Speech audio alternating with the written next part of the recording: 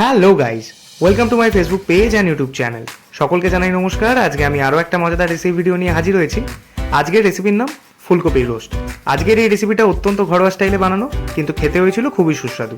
তাহলে চলুন দেখে নিই আজকের রেসিপিটা আমরা কীভাবে বানিয়েছিলাম।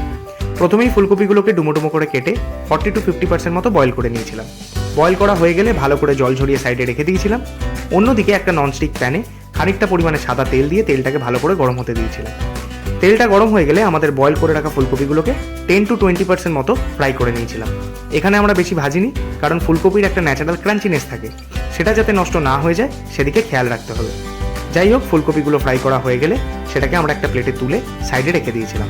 তারপর ওই তেলেতেই পেঁয়াজ আর কাঁচা লঙ্কার ফাইন পেস্ট দিয়ে দিয়েছিলাম।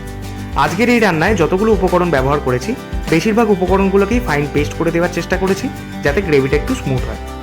যাই হোক, পেঁয়াজ আর কাঁচা লঙ্কার পেস্টটা দেওয়া হয়ে গেলে ভালো করে নেড়েচেড়ে সময় নিয়ে কুক করে নিয়েছিলাম। কিছুটা কুক হয়ে আসার পর তাতে আমি দিয়ে দিয়েছিলাম সামান্য পরিমাণে চিনি, টেস্টটাকে ব্যালেন্স করার জন্য। আপনারা চাইলে অ্যাভয়েড করতে পারেন। যাই হোক, চিনিটা দেওয়া হয়ে গেলে ভালো করে নেড়েচেড়ে কুক করে নিয়ে তাতে আমি দিয়ে দিয়েছিলাম আদা রসুনের পেস্ট। এখানে বলে রাখি, আমাদের আগের ভিডিওটিতে কমেন্ট করেছিলেন অর্পিতা পাত্র। উনি রিকোয়েস্ট করেছিলেন যদি একটা ভেজ রেসিপি ভিডিও দেওয়া যায়।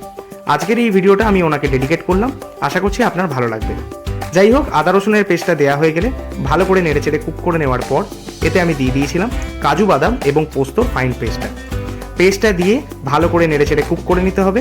কাঁচা ভাবটা কেটে গেলে আমি এতে দিয়েছিলাম ফেটিয়ে রাখা টক দইটা দিয়ে ভালো করে মিক্স করে নেওয়ার পর সামান্য জল দিয়ে গ্রেভিটা রেডি করে নিয়েছিলাম। গ্রেভিটা রেডি হয়ে যাওয়ার পর একটু বয়েল এলে তাতে আমি দিয়ে দিয়েছিলাম স্বাদ অনুযায়ী নুনটা দেওয়া হয়ে গেলে আমাদের ফ্রাই করে রাখা ফুলকপিটা গ্রেভিতে দিয়ে দিয়েছিলাম, দিয়ে ভালো করে নেড়েচেড়ে মিক্স করে নিয়েছিলাম।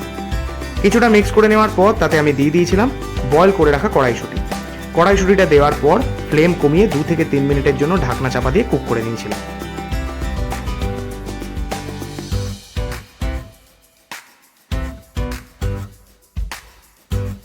আমাদের এই রেসিপি ভিডিওগুলো অনেকেই দেখছেন, পছন্দও করছেন। আপনাদের একটাই রিকোয়েস্ট করব, আপনাদের মূল্যবান বক্তব্যগুলি আমার কমেন্ট বক্সে জানিয়ে যাওয়ার জন্য। তাহলে পরবর্তী ভিডিওতে আমি আপনাদের কমেন্টগুলি পড়ে সকলকে শোনাব।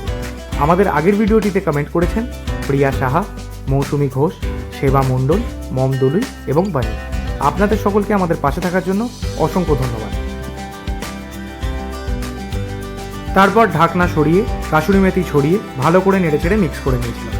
মিক্স করে নেওয়ার পর আরও 3 থেকে 4 মিনিট কুক করে নিয়েছিলাম। তারপর ফ্লেম অফ করে ওপর থেকে গুঁড়ো গরম মশলা ছড়িয়ে আজকের রেসিপিটা কমপ্লিট করেছিলাম। আজকের ভিডিওটা যদি আপনারা ফেসবুক থেকে দেখে থাকেন তাহলে লাইক, শেয়ার, কমেন্ট করতে ভুলবেন না। ইউটিউব থেকে দেখে থাকলে সাবস্ক্রাইব করবেন। ইনস্টাগ্রাম থেকে দেখে থাকলে ফলো করতে ভুলবেন না। দেখা হচ্ছে পরবর্তী ভিডিওতে। ধন্যবাদ।